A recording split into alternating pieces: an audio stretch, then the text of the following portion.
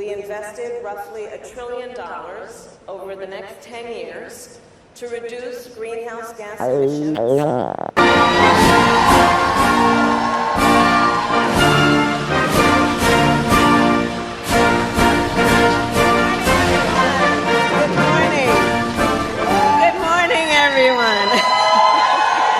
Well, as Vice President of the United States, I'd say, at this moment in America, freedom is under profound threat.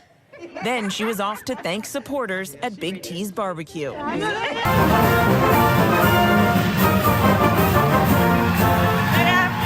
everyone. Good afternoon. Please have a seat. Please have a seat. But I'm going to ask you to applaud again for Vernice, please. You've been confident, your campaign has been confident. Some are concerned you all may be a little too confident. Why not go out and attack Donald Trump, go after his legal challenges? What are you guys waiting for? Well, let me just tell you something. I am of the school that you either run without an opponent or you run scared. I have learned that to be a fact. Yes, we are going to win this election. Yes, we will. That despite polls showing a tight race, he is very optimistic about Democratic chances come November. Progressives, Republicans, independents, whoever, might be a little bit stunned that you have, what did you say, an incredible feeling of wellness? Is that where well-being. it is? Well-being, sorry. Getting out there, getting on the campaign. We've just started. Tag, we're it. Democrats. Isn't this great? We don't have to just watch this Trump show 24/7 in this primary where they're defining the terms of the debate and we're reacting to that every single day. We're now on the campaign trail. First primary, nation's first primary, February 3rd. Elections today, tomorrow, this weekend. It ends February 3rd. Early voting. This is what it's about. This is what we're best at because we keep crushing it. Democrats, we keep crushing it. Look at all the elections you've won, Democrats. You keep winning. You keep outperforming. It's extraordinary. Pat yourselves on the back. Our message is working. Our values are American. They're universal values. You know, when President Biden and I took office, we set an ambitious goal. Yes. People said, that can't be done. We said, well, you know what? We believe in dreaming with ambition and then seeing it through.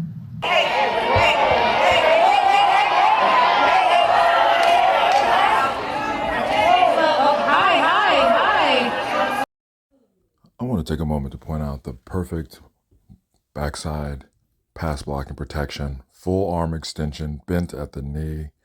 Gets both arms up inside the numbers. Head is on a swivel. Phenomenal protection. Phenomenal.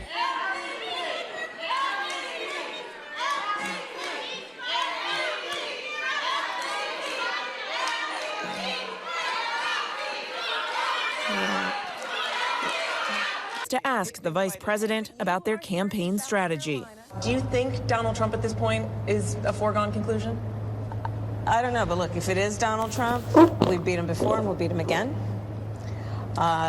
When you, again, look at all of the issues that are at stake, including our standing in the world, we must lead with courage and conviction. Relatedly, is the United States willing to make a specific allocation for Ukrainian refugees? And for President Duda, I wanted to know if you think, and if you asked the United States to specifically accept more refugees. Okay. A friend in need is a friend indeed. Okay, I can first. Okay, so this time. Szanowna pani redaktor. Madam, the situation is very complex. I think that the people of America want more. The outcome of this election and charting the course for the future of our country. Let me say, in a real democracy, everyone has a right to have their voice heard. The investment we are announcing today will help us to achieve these goals, and it will do so much more. Because think also about the impact on not only the local economy, not only on an investment in the entrepreneurs and innovators from and in the community, think about the impact on something like public health. And that's why I'm out here in South Carolina. It's a state where the black vote is critical. It's good to be back in South Carolina. A nation of equal people. So that's part of what we have to remind folks. And for those of us who got the vaccine, we know, look, now I can stand here with my mask off and have this conversation with you. And most of you can do the same with me. Throughout your history, you embrace people from around the world.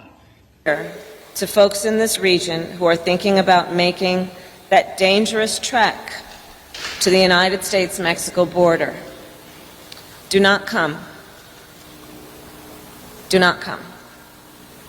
The United States will continue to enforce our laws and secure our border. There are legal methods by which migration can and should occur. But we, as one of our priorities, will discourage illegal migration. Great leader, Majority Whip Jim Clyburn, who couldn't be here today, but I did ask him for a visa, a passport, a permission slip to come in, and he said okay. If they were in the United States before, I believe it's March, I don't have the exact date, they will be able to stay. They won't be required to leave even though their visa has expired, because of course we would not send them back to. There are millions here who have roots in India. So it is good to be back in Baltimore. Some of them sit proudly in this chamber. There, as Harris was snapping photos and shaking hands and getting ready to mark Martin Luther King Jr. Day, enjoying the music from backstage. And there is one behind me who... After a surprise stop at the University of South Carolina to greet their undefeated women's basketball team. I'm from Oakland. Baltimore's like home to me. who had made history. But even some Democrats, like close Biden ally Congressman Jim Clyburn, say they're concerned about black voters. How concerned are you that this key constituency may sit this one out? You got to earn the votes. We are aware that the problem is growing and that this problem is increasing. We have to somehow handle it, and we do not have the experience. Good morning, and to all the young leaders who are here, and the youngish leaders. Good morning to all of you. Good morning, my dear. Good morning. Good morning.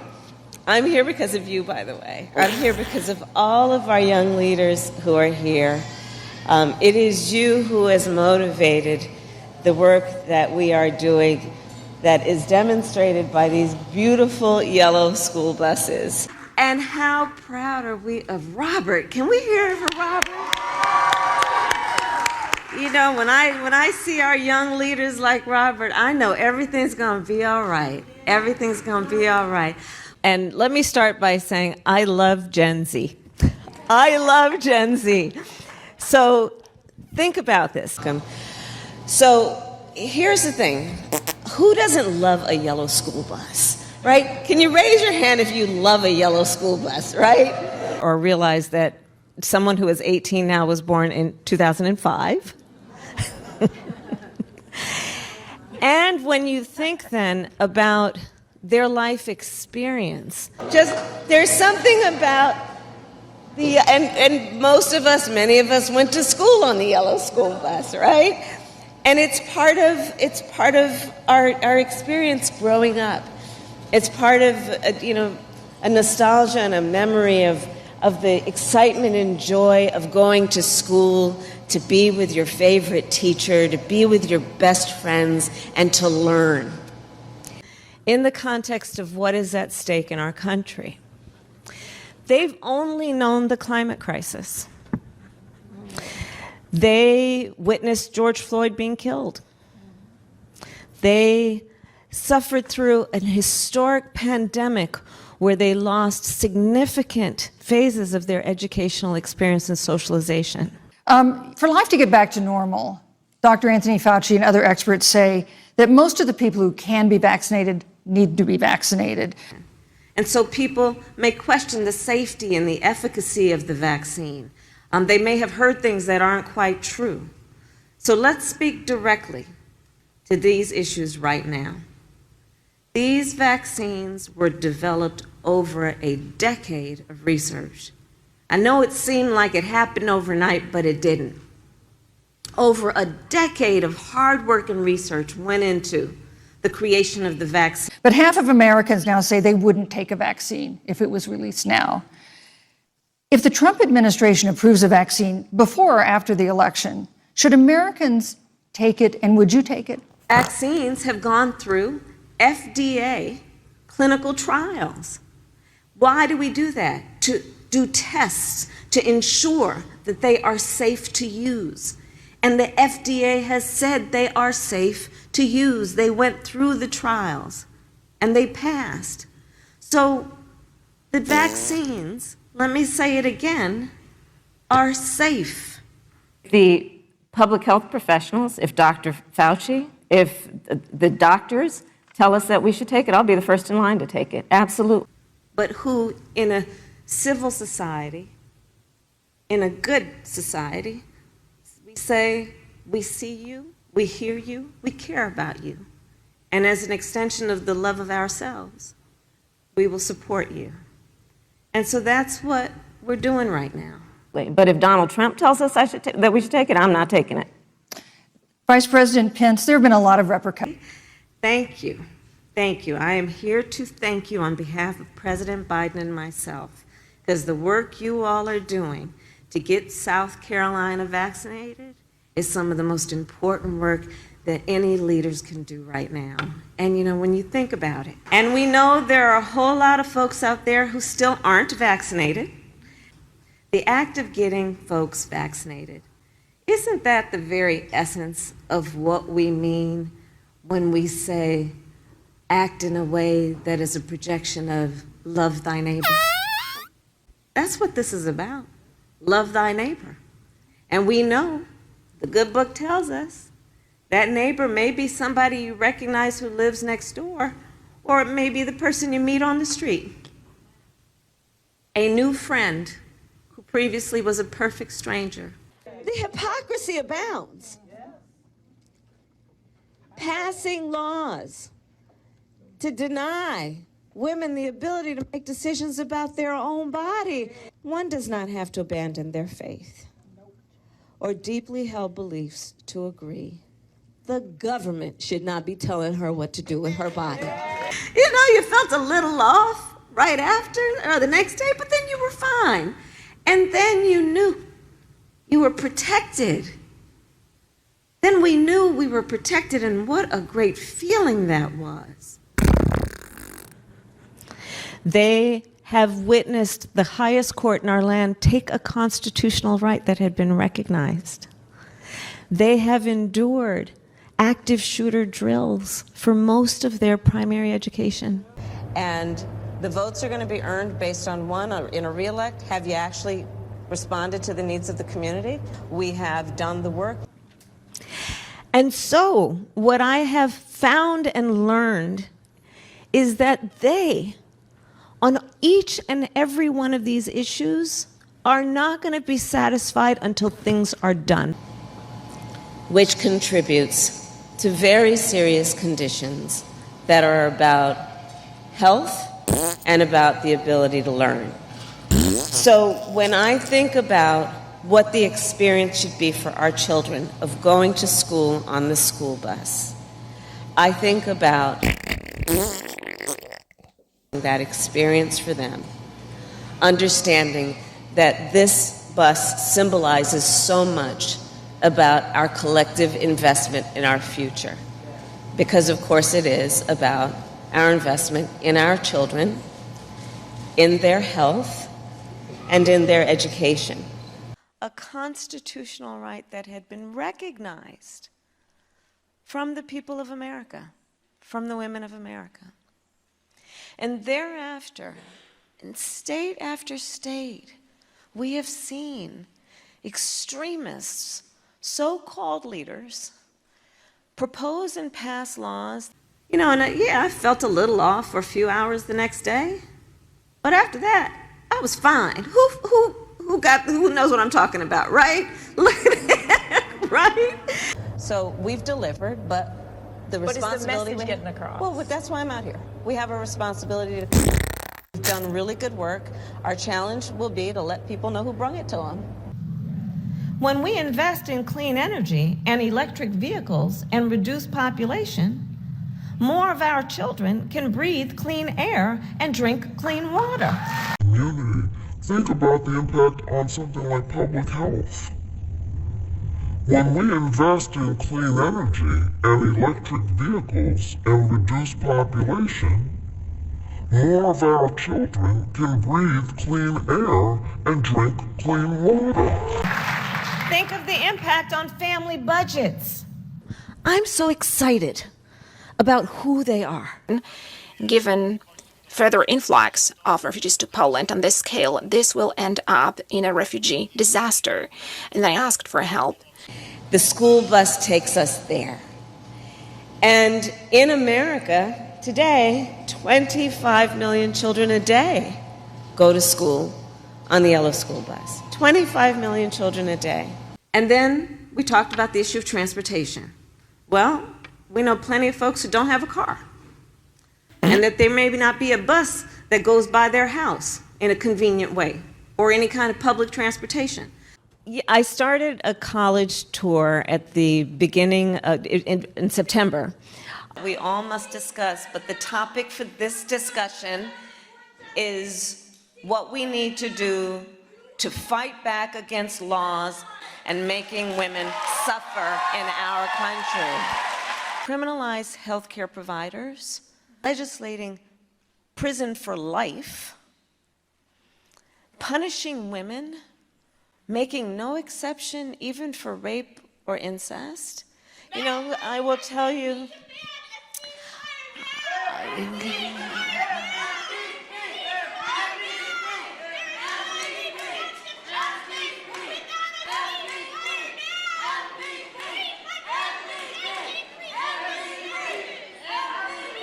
You obviously can't change the president's age. So what is your plan to try and change this perception?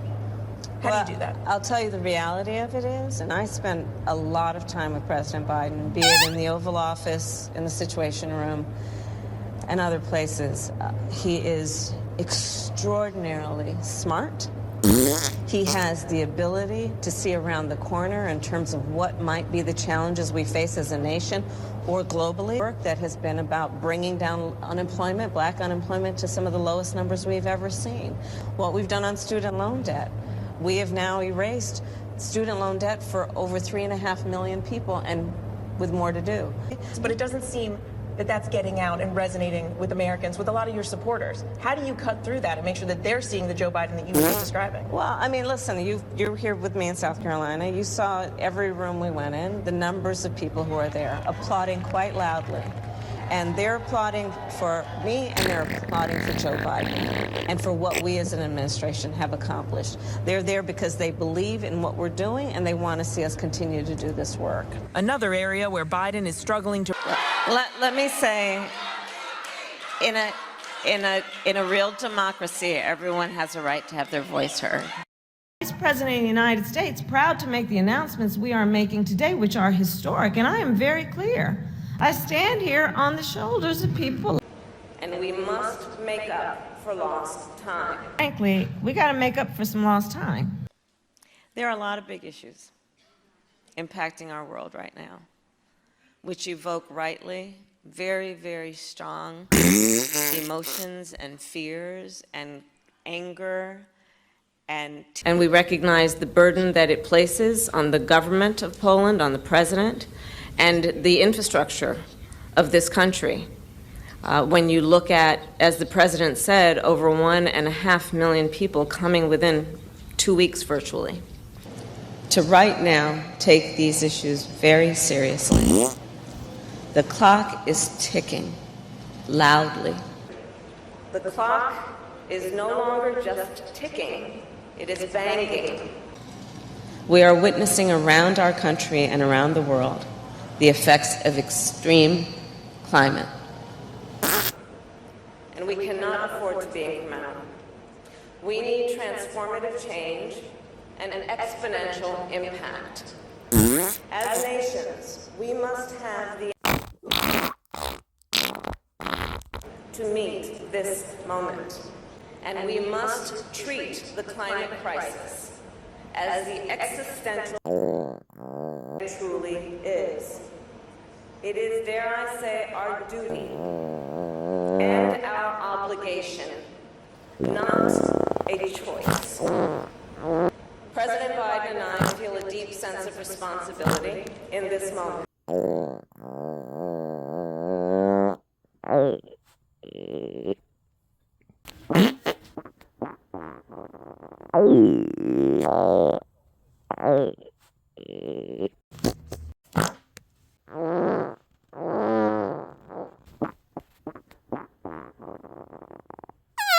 That's what we're doing. If people have to make the choice between feeding their children and paying the rent and getting vaccinated, well, we know the choice they're likely to make. We got to see people. We got to understand the condition in which people live. And the only thing that is left is making sure people have the correct information. And I know there are folks out there who aren't saying they won't get the vaccine. What they're saying is they're just not sure. But if Donald Trump tells us that we should take it, I'm not taking it. Vice President Pence, there have been a lot of repercussions. Risking your life, risking the life of your loved ones. And I'd say, given that balance, it's 100% worth it. About what I would say to them at the end, which is, it doesn't have to be this way. Oh, yeah! Let's just go and compete and see what happens. To like, share, comment, and subscribe.